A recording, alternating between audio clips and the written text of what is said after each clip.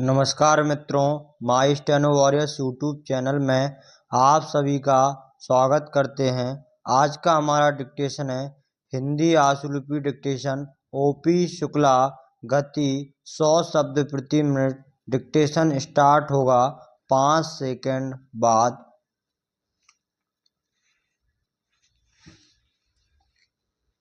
Start. अध्यक्ष महोदय, इस नए 20 सूत्री कार्यक्रम में भी शिक्षा के ऊपर काफ़ी जोर दिया गया है। मुझे विश्वास है कि उसको कानून का जामा भी पहनाया जाएगा। कानून का जामा अगर पहना दिया जाए तो उससे एक लाभ यह होगा कि 18 वर्ष तक के बच्चों को पढ़ाना ही पड़ेगा। उससे दूसरा लाभ यह होगा कि जो बच्चे छोटी उम्र के हैं उनको काम करने के लिए उनके परिवार के लोग मजबूर नहीं करेंगे। मैं आपसे एक और निवेदन इस संबंध में करना चाहता हूँ। मेरा यह विश्वास है कि माननीय संसद सदस्य जब इसमें हिस्सा लेंगे तो जरूर उस पर प्रकाश डालेंगे। मैं निवेदन करना चाहता हूं कि आज देश में अलग रहने की भावना बढ़ती चली जा रही है। आज स्थानीय दल केंद्रीय दलों से अधिक मजबूत होते चले जा रहे हैं। आज भाषा को लेकर विरोध है। भाषा कभी भी विरोध का विषय नहीं होना चाहिए। भाषा के विषय में तो मेरा यह विचार है कि जितनी आसानी से बच्चा अपनी मातृभाषा में शिक्षा को ग्रहण कर सकता है उतना विदेशी भाषा में नहीं। विदेशी भाषा चाहे कितनी लचीली क्यों ना हो, चाहे कितनी विकसित क्यों ना हो, उससे बच्चे का विकास नहीं हो सकता।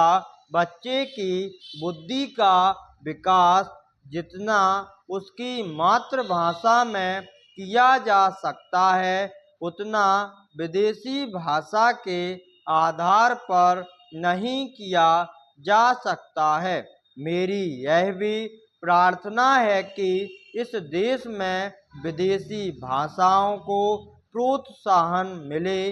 महात्मा गांधी जी ने यह कहा था कि मैं नहीं चाहूँगा कि मेरा देश एक कोठी बनकर रह जाए। महात्मा गांधी चाहते थे कि सभी प्रगतिशील राष्ट्रों के साथ मिलजुल कर हम चलें। मैं इस विचार का समर्थक हूँ। मैं किसी भाषा का विरोधी नहीं हूँ, लेकिन मातृभाषा में जितनी तेजी के साथ, जितनी मजबूती के साथ बच्चे की बुद्धि का विकास हो सकता है उतना अंग्रेजी से नहीं हो सकता।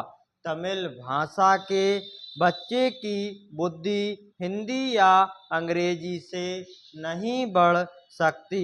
इसी तरह से मराठी और बांग्लादेश भाषा का है। इन तमाम भाषाओं में ऊंची से ऊंची शिक्षा बच्चे को मिल सके, इस तरह की व्यवस्था भी आज हमें करनी होगी। उपाध्यक्ष महोदय, मेरी यह मान्यता है कि जापान आज जापान नहीं बनता अगर यहाँ की शिक्षा जापानी भाषा में नहीं होती।